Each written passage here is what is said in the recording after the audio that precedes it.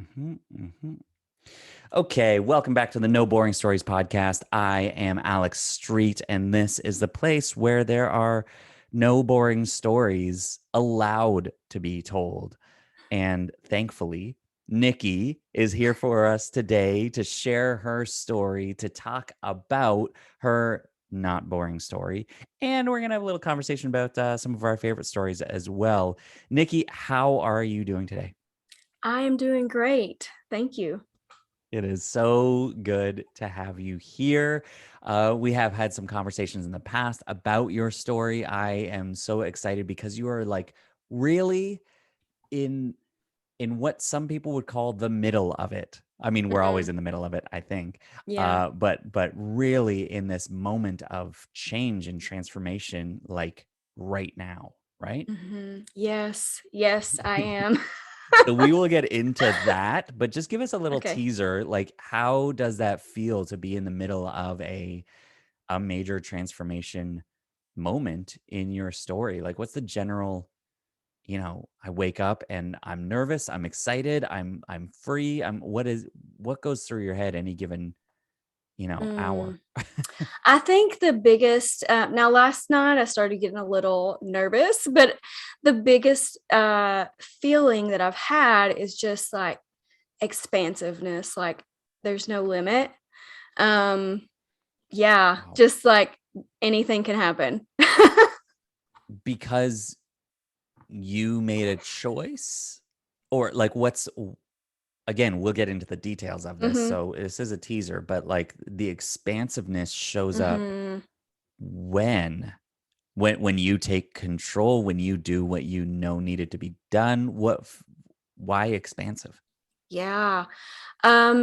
Honestly, I think that I was holding myself back. Mhm, For the longest time, I didn't recognize my own power.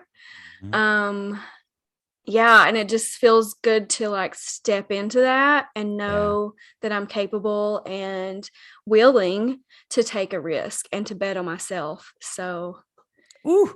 Okay, yeah. so now I mean people are in. Like they're like, "Wow, I want to hear this woman's story. Let's get into it." But Uh-huh. I think first I just want to touch on what you've told me are some of your favorite stories. And actually, I mean, it just goes so well with exactly what you just said of stepping into your own Mm, power, of not holding yourself back. mhm. Um, you said Moana is one of your Yes. favorite stories. Gosh, Love Moana. I That's my love favorite. her so much. The line in one of the songs, the call isn't out there at all, it's inside me. Mm, That that like mhm. has shaped. I don't know when the movie came out, but since that came out, I remember sitting in the theater and crying because that's what I Ugh. do as a dad and a Disney dad. Like that's just what happens. Um, I can't hold it back. And so when she belts that out, I've Mm, I've carried that line with me.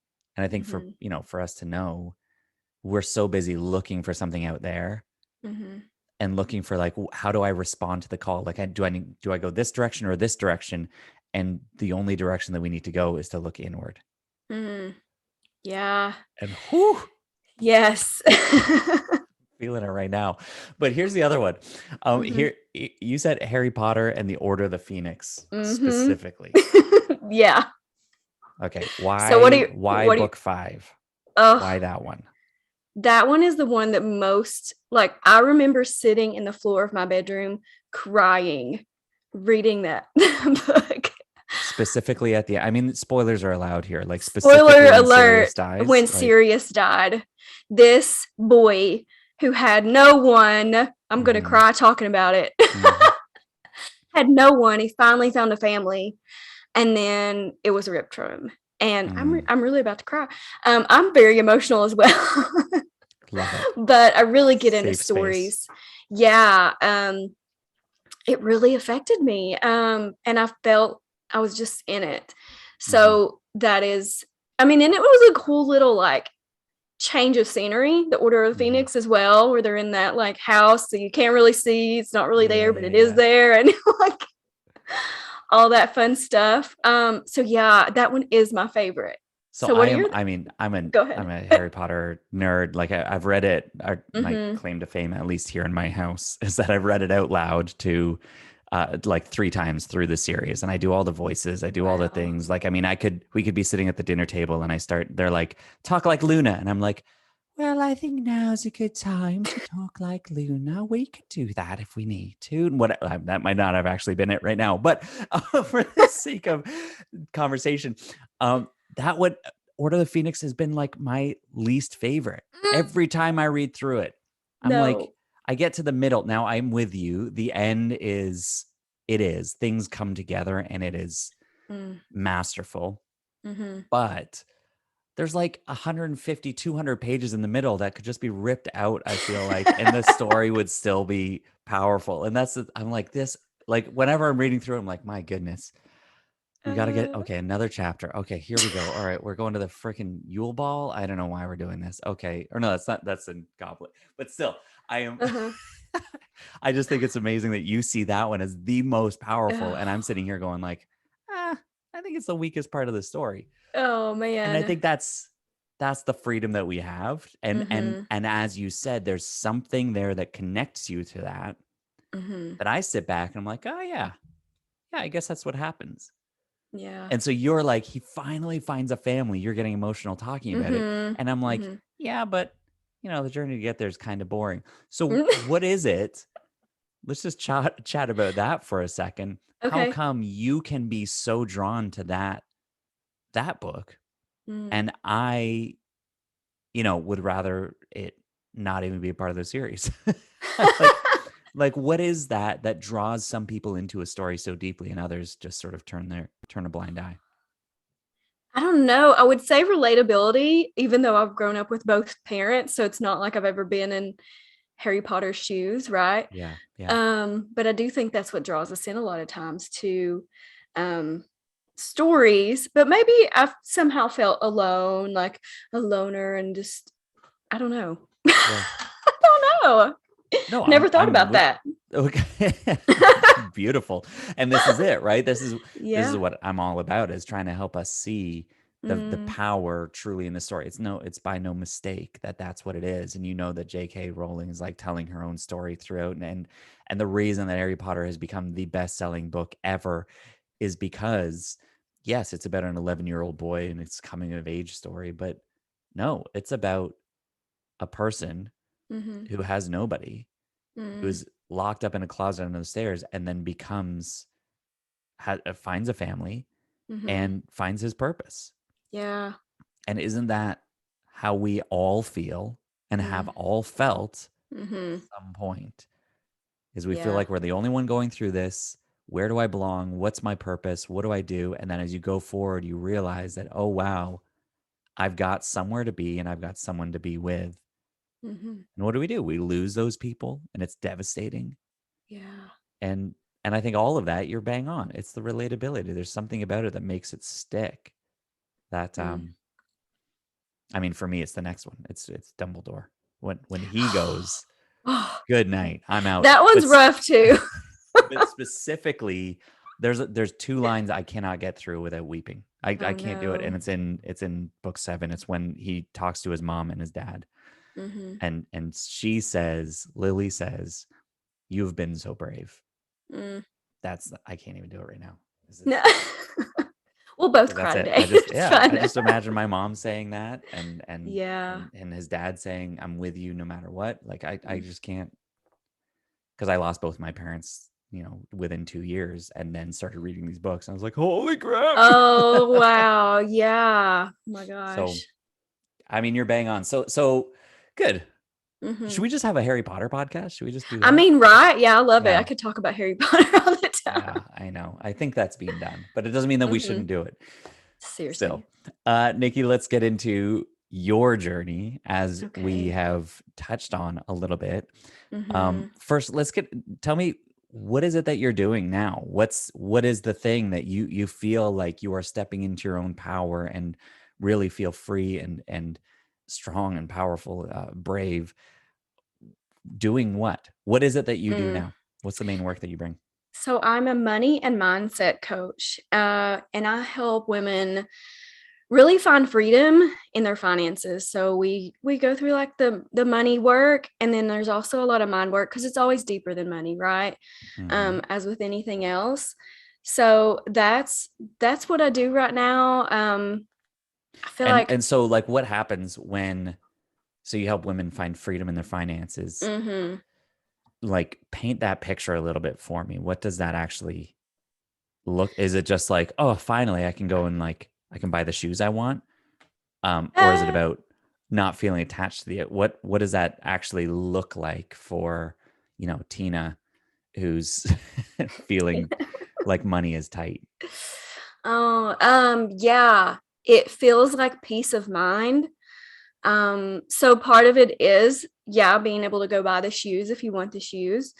And another part of it is being able to not stress, not have sleepless nights thinking about how you're going to pay the bills next week, or how am I making so much money and like Mm, I have nothing to show for it, and like the shame and the guilt that comes mm. with that. That's, I work with people who make good money, but they have no idea where it's going. And it's really um, frustrating. S- So, So yeah. when it's so you say mindset, but that sounds like budgeting to me. Yes. There Is is it the same? budgeting. Is it the same thing?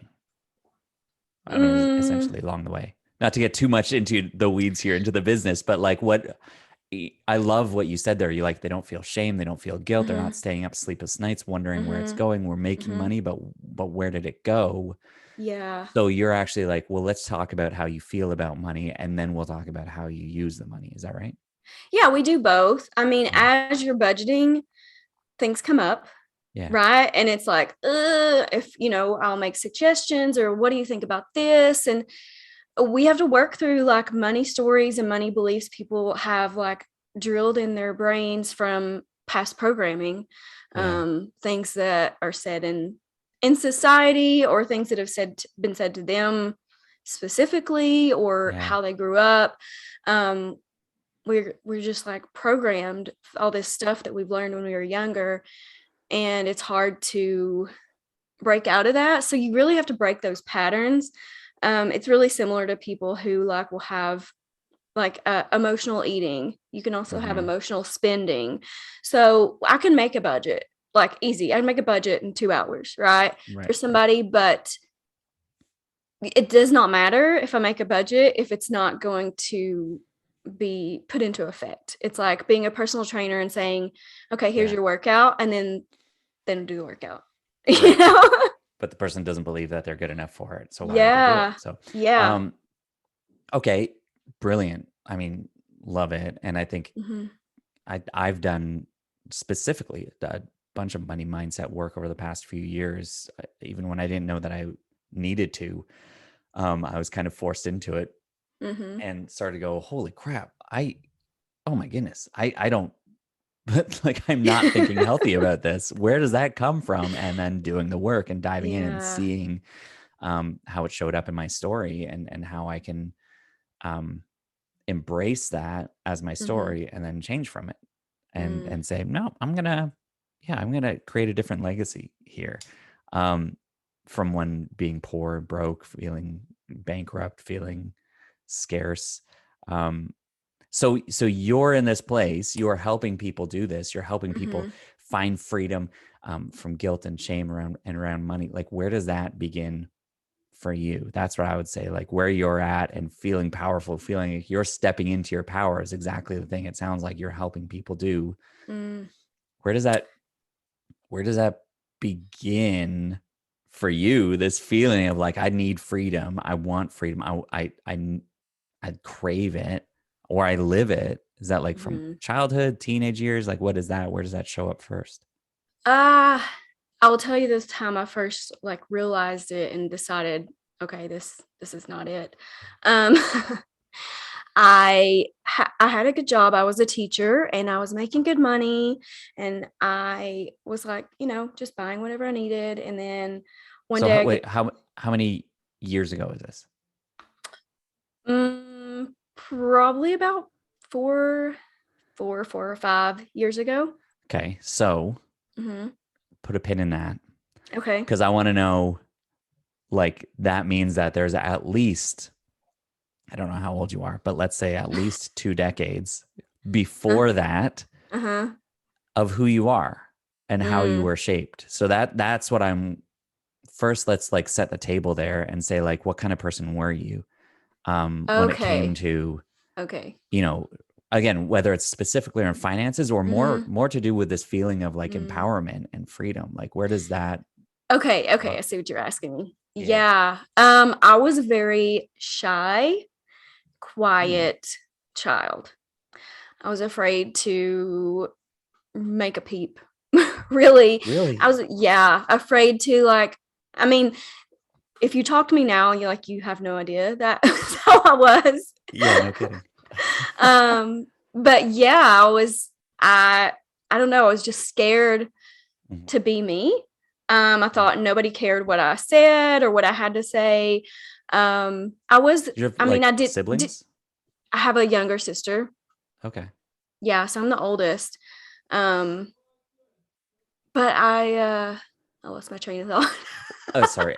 Because yeah, and you're like afraid to make a sound. You're afraid to be seen, afraid to like stand out. Was it like Yeah. what? And I mean, I did really well in school. I made good grades, and that was like, um, I guess that was my accomplishments Hmm. kind of thing. And that was my, I don't know, my personality. I wouldn't say Like personality, but that was that was me. like your voice, like letting your accomplishments speak for Yeah, themselves or I something. guess Like as so. Yeah, yeah. So was it sorry. what was like if you did Hmm. show up or if you did speak, like was there a time when like you did and were and like you faced a consequence for it? Do you know what I mean? Like not necessarily like Yeah. well, you were punished, but like Hmm. somebody made fun of you or so, like what was that? Probably. No, I was very small. Mm. Um, like a very small child. I'm still only 5 feet tall, period.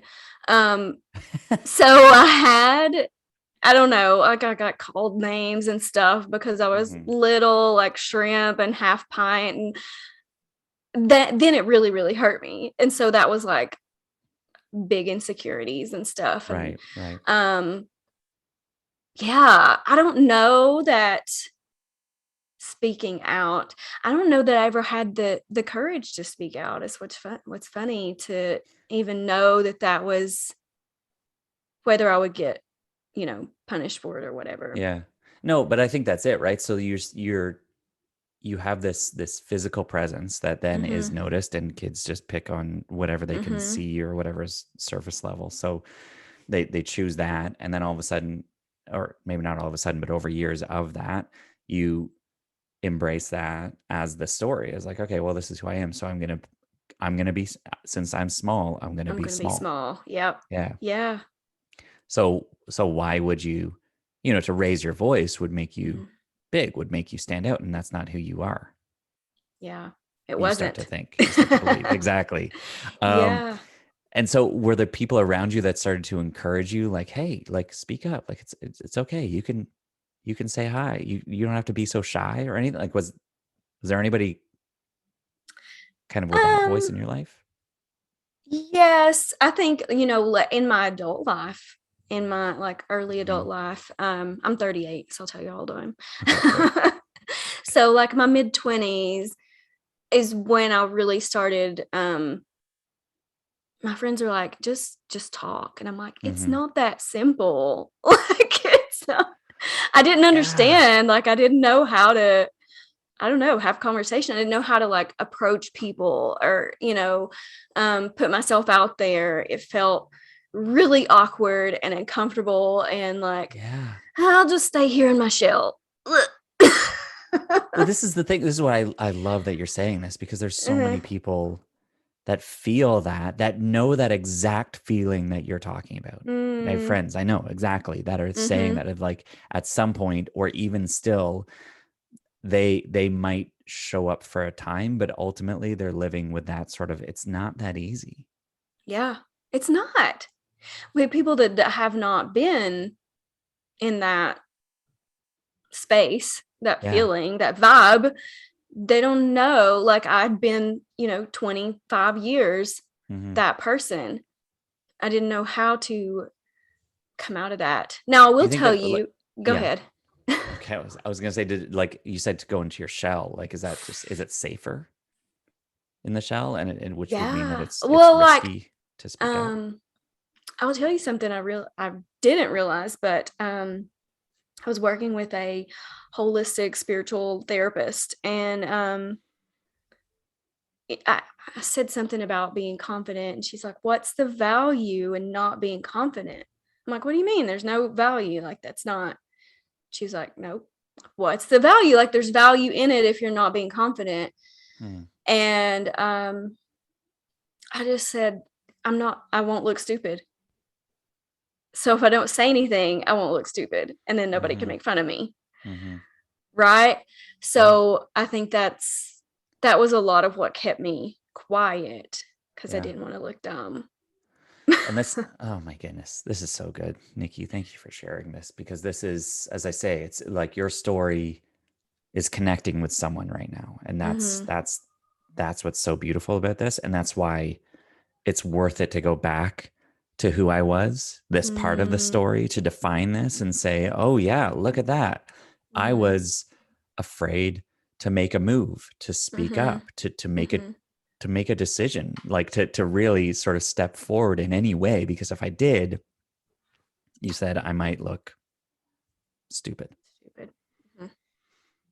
So you think of all the people out there who are feeling that and are holding themselves back, Mhm. even though they may know, you know, I've got something to do or I've got something to say, but Yeah. the risk is too high that I'll look stupid. Right. And then what? How do I come back from that? Yeah. So Yeah. then, of course, naturally, you get into teaching, you said. I was a teacher. Yes. I was So an that accountant, something and doesn't then I add was a up there. teacher. Okay, there So, we go. That makes more sense. So that you've got this quiet uh-huh. personality. So you go Uh-huh. into accounting. So I want to say something because I haven't shared this, and I don't want it to seem like a opposites thing. I was this shy person, but I was also a cheerleader. And I feel like that was almost my outlet Hmm. to be able to shine, so to speak. Hmm. Um, so I did do that. I was a cheerleader, competitive in high school and then in college also. So I had that, and so like it seems like it doesn't go together, but it did for some reason. Were That was you like, go were ahead. you lifting or were you being No, lifted? I was being lifted. Yeah, So I you're was. soaring like 12 feet in the Mhm. air. Yeah. Well, like, were you actually doing like flips and stuff? Like you're actually like being like Yeah. Yeah, I could do flying. flips and stuff. Yep, all that. Come on. That's crazy. And shouting like, huh, one, Yes. two, whatever. Like, Yes. But so was everybody else was too, like the rest right, of my exactly. squad, you know? So so you could shine in that, but you're shining as Mm, part part of of a a squad. team. Yeah. Mhm. Okay. All Yeah. right. So right. So and this is an outlet for you. You're like, oh It good. was. I can let something out here. Mhm. So I guess the question then, would be did that feel more you, as it Yeah. were? It felt amazing. Like I still Mm, miss it. When I watch the gymnastics or yeah, gymnastics Olympics. I'm like, right. huh. I miss that. Yeah. Yeah. That's like me. I mean, Yeah. watching, yeah, like I go to the theater because I used to be, Mhm. right, an Mhm. actor. And so I go to a theater every time. Mm. I wait until all the audience leaves, the Uh-huh. rest of the audience. And I take just a couple minutes to like stand in the theater and just look at the empty theater. I'm like, ah, like I just, that Yeah. stage. Oh, so good. But So there's crazy. something about it that when you feel it, you're like, oh, that's so beautiful. Like I see Mhm. what went into that. I know what that is, and I know how Mm. alive you feel when you're in that. Mhm. And then you're like, I got to figure out a career. Yeah. Yeah. So you lead into numbers. So I went into accounting. Math is my thing. I've always loved Okay. math. I know most Okay. people don't. So I'm like that person. Um, that's just how my brain like worked. Yeah. So I didn't mean to go into accounting. I had to take accounting for another I was in the sport management major because I was a cheerleader and I wanted to, I don't know, own a cheerleading gym. Which Yeah. now I don't know. So I'm in accounting. I don't know what I was doing. I was in college, okay? I was 18. Yeah. Anything sounds good at that stage. You're like, what? Right? I don't know. That Yeah. sounds fun. So I had to take intro to accounting, and my accounting professor was like, "You're really good at this. You should do this." Hmm. And I was like, "Okay." And so I did. I mean, I thought about it. It wasn't like a split decision, Sure. but I was like, "Yeah, I enjoy this work. Like, this is something I could do, and I could get a job." Like, I went through all those steps. Like, is this a smart decision to make? Right. Is this going to give me a paycheck? And I was like, yeah. I don't know why I thought accountants made like big money, but staff accountants did not. I learned when I graduated. Um, so I graduated, I got a job as a staff accountant at a CPA firm, and I couldn't do it. I was locked in a cubicle, not locked in it, but Hmm. metaphorically, I was in this cubicle in this windowless office from sun up to sundown, working 10 hours a day. And I was like, I can't do this. I can't do this. I felt like caged animal. Yeah. Um, With and that so like soft sound of phones ringing every now and then and yeah, keyboard tapping, clacking. tap, tap, tap. Yeah. Yeah. The copier whirring. Yeah. Uh-huh. Uh-huh. Yeah. I was like, oh my God, this is not it. This is not it. So yeah, then I went back and I got my master's in teaching because I thought I want to, you know, I want to be impacting the world. I want to make a difference is what I said. I want to make a difference. It's So so that's good because you're like, okay, accounting, because I mean, you start out with like a cheerleading gym or something like that, where you're like, I want to yeah, create the same experience that I had for other right. people. Essentially, Mm-hmm. is what's going on there. Mm, And then you're like, all right, accounting, because you said, I don't know, it seemed smart, I guess. Was this a smart decision? And is this going mm-hmm. to get me a paycheck? Okay, fine. Yeah. And I mean, it's so funny because it ultimately, because a professor was like, hey, you should do this. So there's this Mm-hmm. like influence and leadership Mm-hmm. there that is amazing because he did see something in you. You Mm-hmm. should do this, but it actually influenced you towards the thing that was like not kind of like, it was the smart, it was the safe decision. Yes. Safe decision. That's exactly it. Mm-hmm. And so you're like, I just wonder if there's like I want to go back. I can do what that professor did, but to like, is it about seeing, like, to impact the world? Are you merely educating, teaching 2 + 2 is 4? Or was there an element of this where you're like, I want to see kids and help them see themselves? Like, was there, do you know what I mean? Yeah. We had to write a whole educational philosophy when I was in school, and Yeah. my my big thing was like I want kids to know how big the world is and what they're capable of, and that there's more to life than maybe what they know. Mm. That was my thing. I wanted them to know like the world is more than, what you've seen or what you've experienced or even what your parents have told you in some cases. Yeah. That you can have more, you can do more, you can be more, because you are who you are. Huh. So yeah, and I just left teaching, but my biggest thing that I just made a post on Facebook about it, that the most important thing I taught those kids was a growth mindset. And And this is like, what, 15, 12 years ago, 10 years ago? How long ago was this?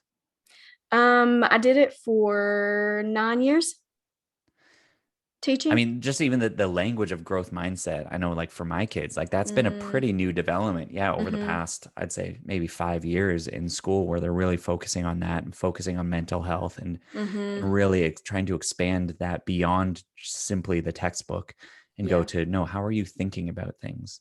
Yeah. And that's a cool, it seems like that's a rewarding and an exciting time to get into teaching when that starts to become the shift. and the focus. And here you are saying like that was the most important thing I could do. It Was was. teaching the growth mindset. It was. Yeah. That was definitely the most important thing. Because the At kids this, they're different. Kids are different. They're all not amazing readers. They're not all amazing mathematicians.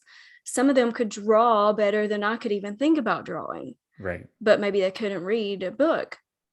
So, yeah, to me, it was just like, okay, this is great. You're great at this. So if they couldn't read, I'd be like, oh, let's look and see what you can do, what you're capable of. And Well, that's what I'm curious about. Like in your story, right? How do you mm-hmm, develop? Where did that develop for you? Where, like, you said you were a really quiet kind of. I'm not going to stand out.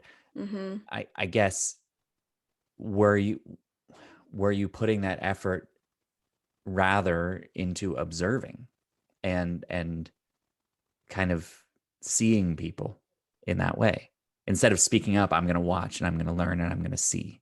Do you know what I mean? Like what? Yeah. Yeah. What I think really got me out of it is starting personal development. A long time ago, I joined like a network marketing company. And Mhm. that is the biggest thing that I've taken away from it, is like it taught me about personal development, which I never knew was a thing. Like, self-help books, like we don't do that, which now I do. And I'm like, Right. more and more of those, right? Yep. Um, so I think that is really what helped, is getting into community with other people who have more of that kind of mindset. Yeah. Watching them, learning from them, because if you're always spending time around people who think the same way that you do, if you're not thinking the way you want to, then Hmm. your mindset is not going to change. You are the average of 5 people, right? The 5 people you spend the most time with. Mm-hmm. So I really think learning that, getting into personal development, like going to conferences, meeting those people, reading the books, listening to podcasts, all of that, just like a Right. combination over the years, has brought me to here. Right. So here you are teaching these kids about growth mindset at the same time that your mindset is growing. Mm-hmm. And let's now come back to where we started, maybe 15 minutes ago, 20 minutes ago, when you were Mm-hmm. about to tell me about what happened 4 years ago, Mm. and how that shift got you, as you said, to where you are now. Like, what was it? What showed up? What happened? So I got a credit card statement that I realized I couldn't pay. And it was because I kept buying things. I kept putting, and I'm not talking little things like a shirt or shoes or here. I was like constantly like paying for my worth. Mm, Let's put it that way. I thought that I needed the more, like, if I could pay somebody to work with me, I could pay for somebody to do this. If I could buy this course, like I would finally become worthy if I did X, Y, and Z. mm. Um, and I didn't realize that at the time, but I did like finally have to have like a come to Jesus meeting with myself and be like, Niki, you've got to stop spending money like this. It's not doing for you what you want it to do. And so like I cut it off. I Was there stopped. what? So is this one credit card statement that you were like, I Mm, can't pay this? Was there a mm-hmm, conversation around that anybody else was involved in, or was it like you sitting at the kitchen table opening that up mm, and this the world yeah. freezes moment? It was just me. I'm single, so like I pay my own bills. Some Beyonce in Pay there my for you. telephone bills, pay my automobiles. Come on. That was the first thing I thought when I said that. I was like, oh god, independent. Um yeah, no, I didn't have that conversation with anyone.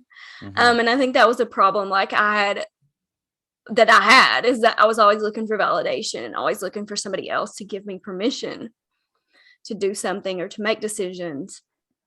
And I had to, you know, do this on my own. Yeah. Yeah. I'm it's so real, authentic, relatable. Mm-hmm. Um Here you are. I mean, come back to Harry Potter. Like it's just no Yeah. surprise. Like here you are, you're alone, you're trying to figure Mm-hmm. out, okay, who's going to give me permission? Who's going to allow me to do this? And Mm-hmm. again, you look to that, maybe what's so relatable, right? Is you're like, I somebody, I'm asking for permission from all these people, all these coaches, books, Mm-hmm. whatever it is, and there's always Mm-hmm. somebody else to give me permission. And then when Yeah. that somebody else is gone, in this case, the program is over, or the book is Yes. done, or Yeah. they're not actually my friend. They're just this. Oh, Yeah. Like I was just paying them to do that. Okay. yeah. Yeah. And then you realize it's just me. Yeah. What do you what Oh. do you do then? How does that then turn into you now being the one who gets to be that for other people and help them see their worth? Like what's that Mm, shift? How does that turn? How does that build to become what it is now? yeah. So my I have a podcast called Wildly Worthy because Yes. that's where I went with it is self-worth and net worth. Hmm. Is what I help people with, money and mindset. So yeah, for me, I just had to that was just, I don't even know how it came to be where it is now. But that was my moment when I was like, I've got to start believing myself. And I just, like I said in the beginning, now I'm betting on myself. Yeah. It's time to start trusting myself and my decisions and just believing that it's possible for me and not just other people. Mm-hmm. Has really been huge. Just allowing that thought to even come in my mind, because that is a money mindset thing or a story that people will have. And I had is that that's possible, but not for me, Hmm. for other people, right? Other people can that's somebody else's life. That's not my life. Yeah. Does it feel like you know, go to cheerleading? Does it feel like you're stepping forward on the mat, the spotlight's on you now, and everybody Mm, else is in the like? Does it feel like that? Where like, okay, I'm actually like, it's like, not it's my turn to shine, la di da, but you know, because that might not be exactly the feeling that you want, but is that what it is? Is there a yeah. sense of that where it's like, yeah, no, it's me apart from them now? Yeah. Well,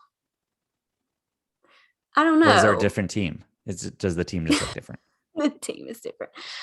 Okay, who's them? Yeah, that's a good question. I think what I'm really getting at is, do you feel like you're stepping into the spotlight? I do. Well, Like your voice is yes. being heard. Your Yes, voice I'm is being a raising lot up. You're standing I'm up. You're standing out. absolutely, I'm being a lot more visible, There we go. which is great. Is great. It's very, and I'll also, let's use the cheerleading, stepping on the mat before a competition is also very vulnerable. Oh, Hmm. everybody's looking at me. I better not mess up. Right. Right. But now that's what I thought then. But now I'm like, you know what? If I mess up, I mess up. I'll do it again. We'll try again.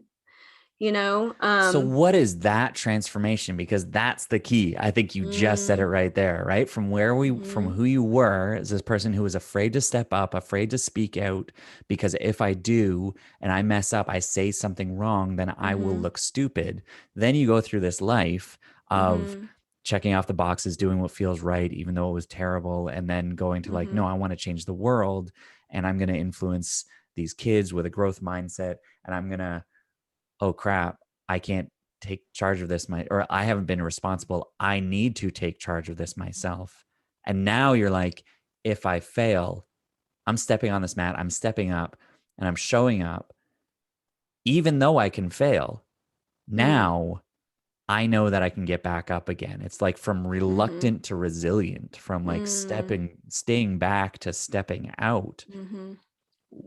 Yeah, Why? it's funny that you How? said resilient because that's a word that I've put on my heart, not on my wall, but I've Mm-hmm. resilience is something that I've really dedicated myself to.